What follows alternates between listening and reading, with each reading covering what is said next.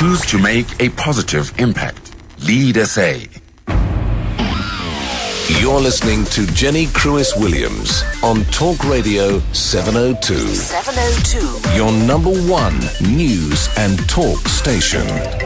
So I'm chatting to Nikki Bush, who co-authored with Dr. Graham Codrington, Future Proof Your Child. And it's a fascinating book to read. I mean, you can read it and go back to bits and pieces. It's very, very interesting because you do want to future-proof your child. But maybe this is future-proofing your child just a little bit too much. This comes from Adam. And he says, I think the best toy I bought for my 2-year-old son is an iPad. And my wife is totally against me for this. Please discuss. Well, let's discuss it. Well, I think that is overkill. You look at the value of an iPad. A 2-year-old has absolutely no conception of what an iPad is worth. Can a 2-year-old look after an iPad? Probably not. And in essence, developmentally, a 2-year-old is in the phase of really needing real toys, real people, real concrete life experiences. This is the only way that children can make meaning, create meaning of their experiences in the world around them, is actually to interact with the world. I guess people could argue that playing on a screen is a form of interaction. Yes, it is, but it's a very virtual form of interaction. And we really need for children to be very physically active in that stage of life, because the body is technically the architect of the brain. And the more children move, the more they are setting up the neural pathways that will make it far easier to read, to write, to do maths. And it's not to say they shouldn't play with technology or technology-based games, but everything in moderation. And in fact, the Academy of Pediatrics in the United States has decreed that TV under the age of 2 is a no-no. And that's TV. Here you're talking about an iPad. Children How do you don't get need the sense of depth from an iPad? You get no sense of depth perception. You get that by playing catches, by running up and down a slide, by climbing a jungle gym, by throwing and catching and hitting balls. That's the only way you exercise your depth of field. And that's the problem with sitting children in front of TV for too many hours at a time, is that they don't exercise the visual system, because the TV and the couch are always the same distance apart. Let's go to Belinda in Joburg. You want to make a comment on giving a 2-year-old an iPad? Belinda, do you have one? Yes. Yeah. Do I have an iPad, yes, or do I have a comment? Do you have either of them? I do. I've got an iPad. And I think what Nikki's saying is absolutely correct. It's all about moderation. I certainly wouldn't give my 2-year-old an iPad. He's exactly 2, and he would destroy it instantly. But that said, there's a few things on it that they really do enjoy, and it's all about moderation. Now, I think my 6-year-old, who is actually busy saving for her own iPad, it's slightly more appropriate, but you do have to monitor the sort of time spent on it. And I mean, we're quite technologically based, so from a family, it is nice for them to be able to, learn technology. But I think it's about moderation, and a 2-year-old cannot look after it. Okay, Belinda, thanks very much indeed. Well, yeah, I don't think they can look after it, and I think they should be taught to look after things. My feeling about high-value items like iPads, like PlayStations, Wiis, etc., is that it's a good thing for children to save up their own money to contribute to those things. And the market research tells us that from the age of 8, South African children prefer the money rather than the gift. So they will ask for money, and they're quite happy to save it up. And you consider the price tag on some of these items. It runs into the thousands. And if a child has actually put money in themselves, they at least value it and they take care of it. All right. Is it important? Let's go back maybe to younger children. Well, you can't go much younger than a 2-year-old. But let's just go back to young children. And one of the SMSs I've got says, do you need to have gender appropriate toys? Now, I think that's a very old-fashioned thing, because I just think toys are toys. But maybe there is such a thing as gender-appropriate toys. There are times in a child's development where they discover they're more boy than girl. And it was very clear to my children, I have 2 boys, and it was really somewhere around, I think, the age of 4. We were driving in the car, and my eldest son, who's now 16, said, "Mummy, why do I love cars?" And it was such a boy thing. He's a mechanic. He thinks like an engineer. And it's a very boy appropriate thing. And at different stages, particularly for boys, you see the testosterone kicking in and they do very boy things. And likewise for girls, you see the nurturing coming around. But it's very important that all children are exposed to things like construction toys. Both boys and girls need building toys because it's all about spatial planning. It's all about fine motor coordination, so strengthening the hands and the eyes for reading and writing by exercising them through building, by clicking together, pushing together, twisting, locking things into place. And then, of course, all boys need to play with dolls at some stage because they all have a nurturing instinct. And to keep them apart would be a travesty because we're not then letting children express parts of their personalities, and we all have those parts of our personalities. And lots of girls, I mean, they used to call them tomboys, but lots of girls actually do prefer boys' toys.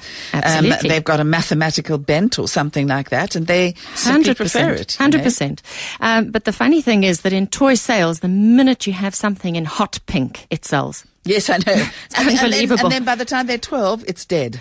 It's dead. It's absolutely, totally and utterly dead. In fact, it's just, I don't want that. Jenny, that's where we also have an issue in the toy industry, is that especially for girls, between the ages of 8 and 12, you find it becomes more and more difficult to find toys and games for girls.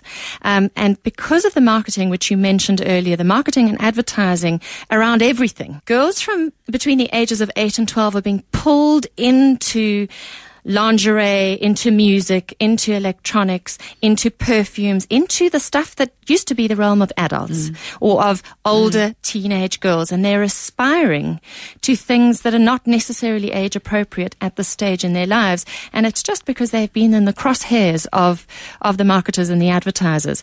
But the mums with girls between 8 and 12 are the ones who battle the most to find appropriate gifts for their daughters. Yes, and again, peer pressure is massively important. And the cell phone, of course, at that point seems to take over because girls love to chat. Yes. Well, I mean, I think lots of kids take cell phones to nursery schools with them. Unfortunately, and with micromanaging of children, we have security cameras in nursery schools, and you can log on anytime and see what your child is up to, which has its benefits, of course.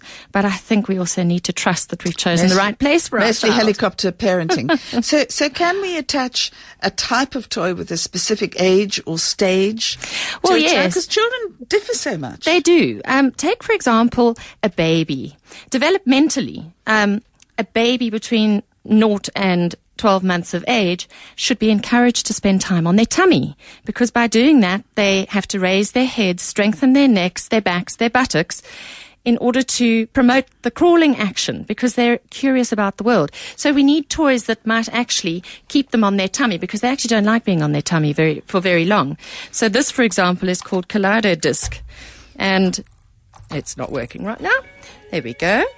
It does spin. It's just come off the aeroplane with me, so it might not do its thing. What does that sound? It's the music, and it spins around, and those pictures then appear in the mirrors, which is fascinating for a baby. So they could be on their tummy, lift their head, and watch all those spinning pictures. But they couldn't manage that themselves. No, the mother does that for them. This could also be a multi-purpose hang on the side of the cot, play lullabies to the child. It comes with 4 different discs, and it's a brand new range of toys called Yuki Do, which is absolutely stunning. This would be another thing for a baby. When I say a quality toy, this is a quality toy. So this little snail, for example, if you press its tail, which a baby will do, as soon as you press its tail, this little thing will move along on the floor, and then the baby will follow it. Okay? And if I want to stop it, I just press that button. So it plays music, it moves along, and the baby crawls after it. But look at what's on the back of this snail. So this actually rolls so it's spins. Like he's carrying. Yes, he's carrying this, and it spins as he moves. See how it spins? It's going to go off the table. Okay, so that's a fascination toy, but also this comes apart. So what we have here for babies is things for them to rattle, things for them to chew, It's tactile, so it stimulates the senses. And then as they get older, this would probably last them until the age of 2, because the stacking... They start threading They and can stacking. start threading and stacking, which is all fine motor eye-hand control. And then you can actually do it up, and then you've got yourself a rattle, etc. Would they pull that, or would they... I mean, is it like a push-me-pull? No, this is not a push-me-pull-you. This one moves on its own.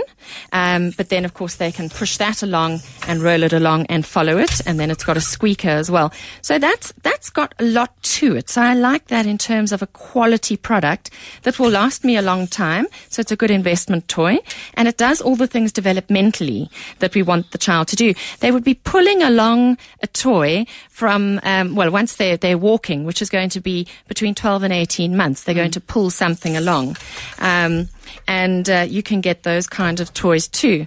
And then, of course, how much would the cost of that be, the snail? Excuse me, $2.99. So that is within many people's budgets. Yes, that would be a lovely special toy to give a baby for Christmas this year. And then for 45 Rand, you can get something called no-spill bubbles. Now, the first thing a child does with bubbles is they pour them out, because that's, it's interesting. Now, children need bubbles because blowing exercises the p and b sounds. They're the only sounds that come from right down underneath your diaphragm, your stomach area. So if you put your hand on your tummy, you go p and b, that's where you'll feel it. And when you blow bubbles, it's exactly the same. They're practicing those sounds. And then these bubbles, if you turn them upside down, they don't spill. So this is every mother's dream. Those are designed in France. Those are beautiful, not readily available. All right, so it's kind of like a little, it's not like a mushroom, it's like a little... they're called no-spill bubbles. All right, let's just put it here and we'll photograph it Yes. so people can see it. We'll There put we it go. onto our page and people can see it. All right, that's the bubble thing. That's the bubble thing. And then I've got another lovely construction set called Jawbones. Now, of course, Lego is divine. We love Lego. I love Lego. I can talk to you about Lego for 20 minutes. It's like the classic, timeless, amazing investment toy. But there are a lot of other construction toys around as well. This one is called Jawbones, and it just comes with these most interesting shaped pieces. You can make people, you can make vehicles. This is a spinning top, Jenny. Look at this one. Isn't that lovely? That's absolutely lovely. So, and you make it yourself. You so make it it's- yourself. There's a little booklet with some pictures, but it's really about using the imagination. So that one I really like. Jawbones, that's fine motor control. When you push things together, you're sending information to the brain through the muscles and the joints. So you're strengthening those pathways as well. But the age for that? The age for that would be around 6 and up, 6 through to 12. And then Crayola is always a wonderful brand as well.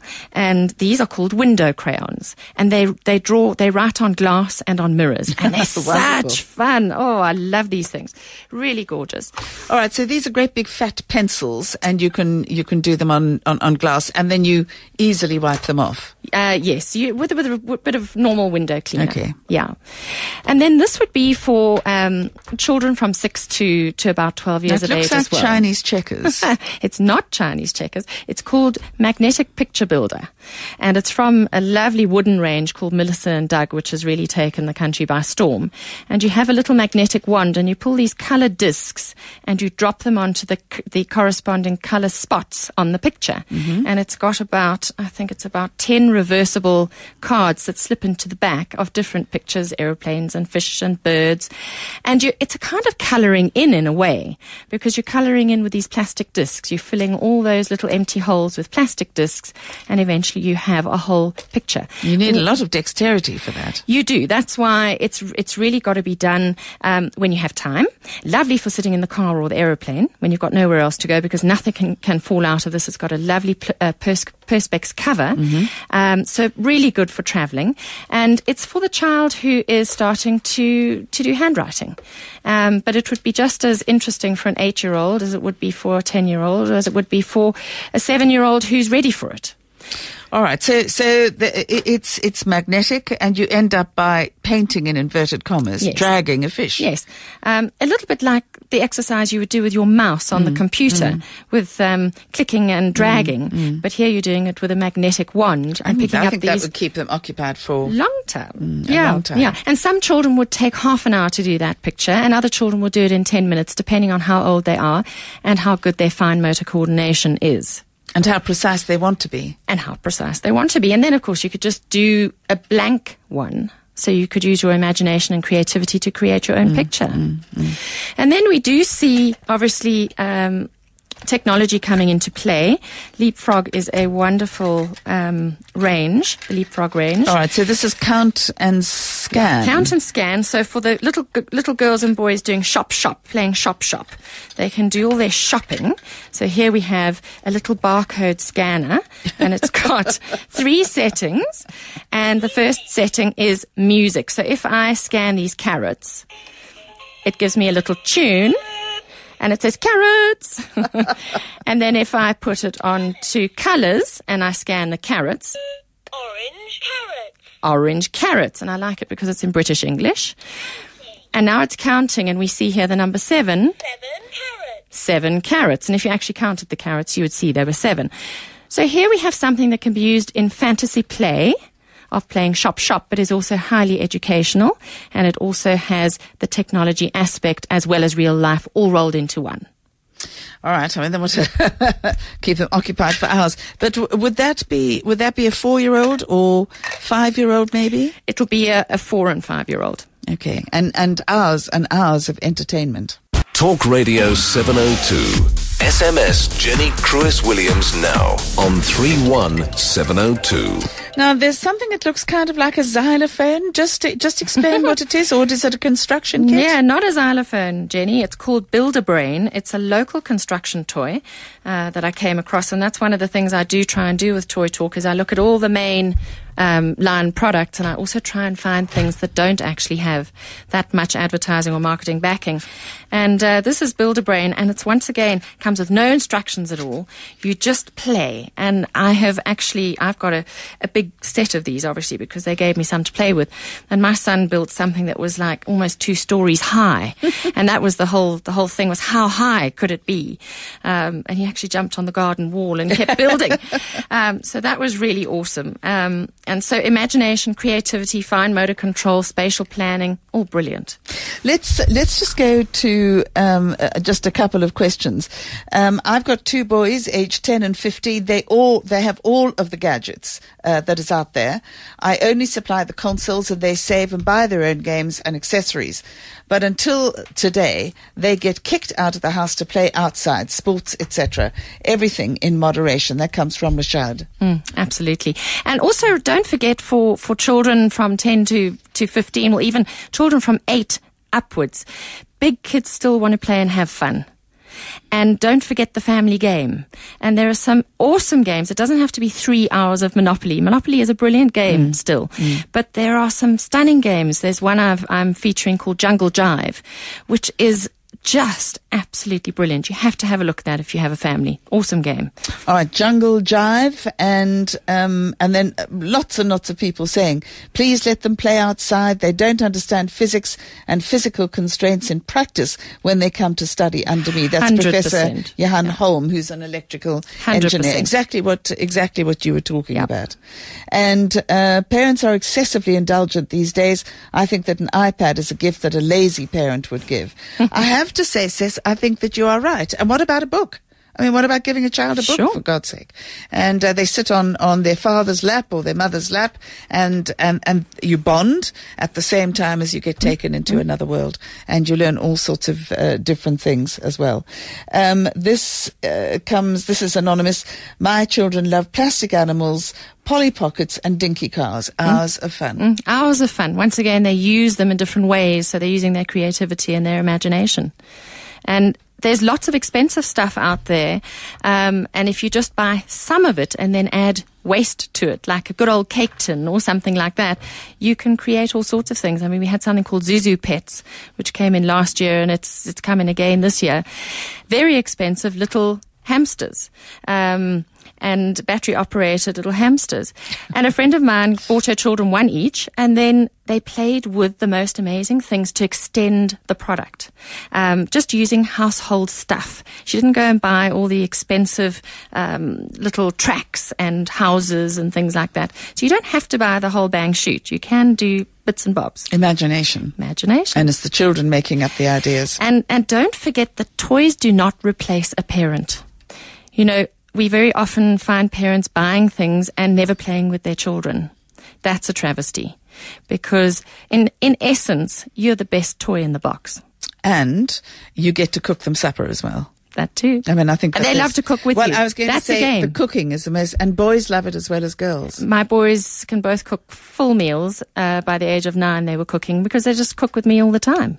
And that's a game. And it's a game. And it exercises exactly the same skills that we're exercising when playing with toys. All right. Now, what I'm going to do, Nikki, is I'm going to give details of your 2011 Toy Talk workshop. I'll do that after the news. I'll also give you details of a couple of books that I think you might want to look at where Nikki has been involved. And then you can go away and just be really geared for Christmas 2011. But Nikki, thank you very much indeed for joining us. Very, very interesting, fascinating, seeing the toys and just seeing how much kids can actually get out of them. If the parents know what they want to buy. Yes, so go and spend your money wisely. Spend it wisely. Nikki, thank you very much indeed. Nikki Bush, creative parenting expert, and I'll give you all of the details after this.